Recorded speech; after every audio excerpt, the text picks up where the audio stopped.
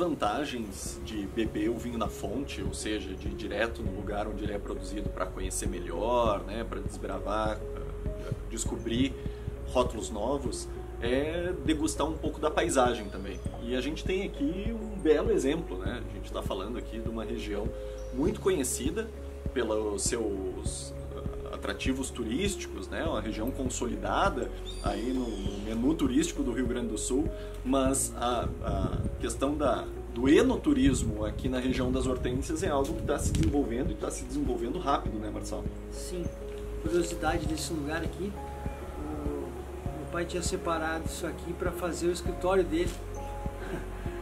Aí a gente começou a dizer, poxa, mas tem que deixar livre, né? Pra gente curtir juntos. O escritório vireia, começa a vir assunto sério, perde toda a graça. Mas realmente, daí a gente começou, onde tu apontar o dedo, olhar, tu vai achar um lugar legal. A serra, ela te proporciona isso, né? Compensação, a geografia, você tem que ter uma técnica apurada para conseguir plantar isso aqui. É engraçado porque muitas vezes o Brasil é relacionado a países de uma novíssima fronteira do vinho, né? Como se fosse algo muito jovem, né? Algo que não tem a tradição.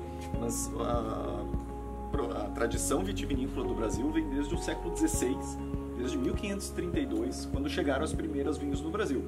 Claro, levou tempo para se descobrir o melhor terroir, o mais adequado, ou então se conhecer técnicas que permitissem, né, o cultivo de uvas em diferentes regiões, mas hoje a gente tem mais de 83 mil hectares de vinhedo espalhados do sul ao norte do Brasil e as principais regiões concentradas aqui no Rio Grande do Sul.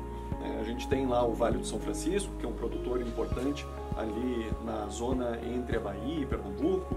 Tem também o Planalto Catarinense, né, na Serra de Santa Catarina. Tem algumas regiões emergentes no centro do país, como em Minas Gerais, como no interior de São Paulo. Mas quando a gente fala de vinho brasileiro, a grande referência é a produção do Rio Grande do Sul.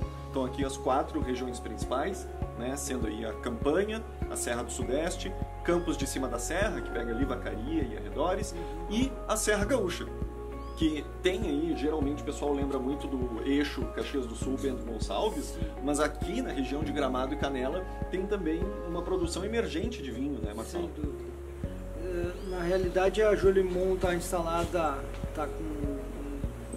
começou suas atividades em 1948, foi fundada por um francês, Jacques Gilles-Brière. Ele veio para ser diretor das malhas Corrigan de Paris, aqui no Brasil, e escolheu o local para ser o seu sítio de veraneio, como muitas pessoas no Rio Grande do Sul tinham, Canela, Gramado, lá na REC, lá em Caxias, que seriam os seus sítios e casas de veraneio. Diversas pessoas da fronteira, ou de Porto Alegre, tinham as suas casas aqui, justamente para ter esse ar de montanha, vamos falar assim. Então a partir dali eles começaram a produzir chimia, usavam a chimia como se fala geleia, o alemão aqui fala chimia. E as frutas eles levavam para a cidade para vender. Então eles tinham uma banquinha, vamos dizer assim, muito comum na França, no interior da França, você levar os seus produtos para que as pessoas comprem. Então a Jolimont ela iniciou nessa toada, vamos falar assim, e começou a produzir os vinhos lá daquela época. 12 mil garrafas e foi evoluindo. A Jolimont é considerada por alguns historiadores que a gente procura um dos primeiros vinhos finos do Rio Grande do Sul e consequentemente do Brasil. A gente só veio adquirir ela em 1987 com o falecimento do fundador inicial, e a gente tentou resgatar toda essa ideia de um terroir, né, voltado para isso. Mas a nossa, vamos dizer, a essência do vinho aqui na Jolimont, ela a gente busca as referências do vinho do velho mundo.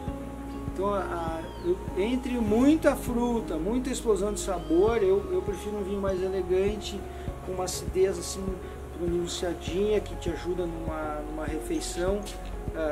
Enfim, essas são as características que a gente busca, né? E esse tom um pouco mais sofisticado, um pouco mais elegante, é uma característica meio padrão, vamos dizer assim, no vinho brasileiro. Destaca um pouco desse perfil, né, explosivo, de muita fruta, muito álcool, vinhos muito explícitos, assim.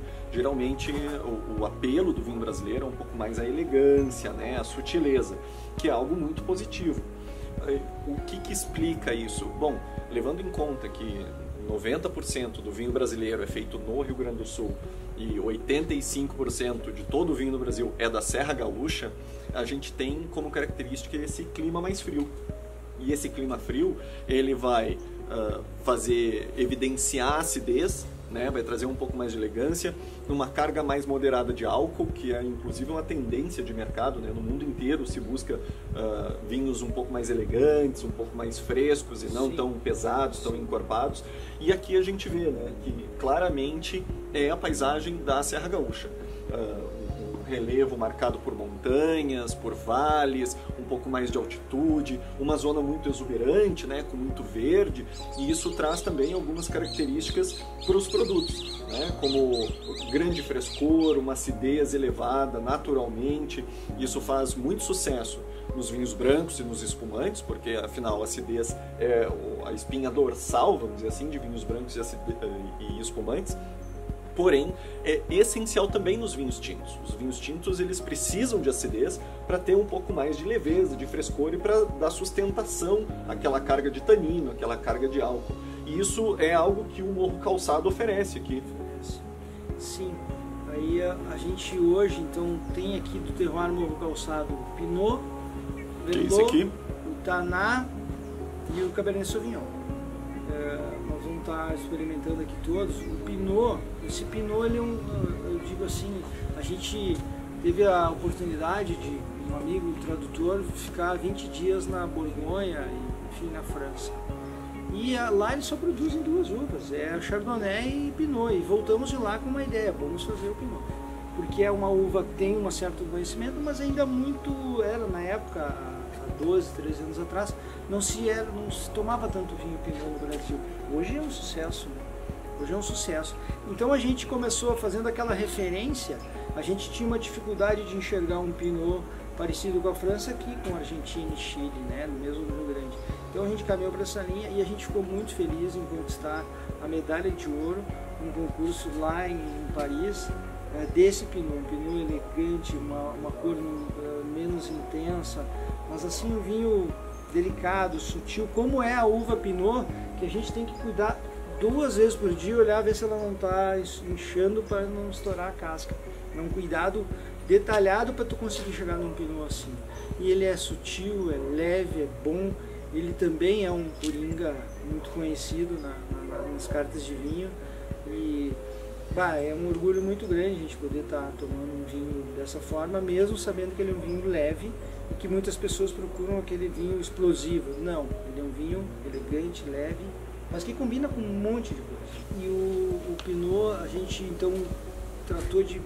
Foram as primeiras barricas de carvalho francês que a gente trouxe. Foi justamente para nós irmos fazendo esse vinho. E é um vinho que eu gosto dele também, porque eu posso deixar ele um pouquinho mais gelado. Na praia eu levo muito branco e levo os Pinots, e óbvio que de noite, até na praia eu levo o Pinot. Na beira da praia. Sim.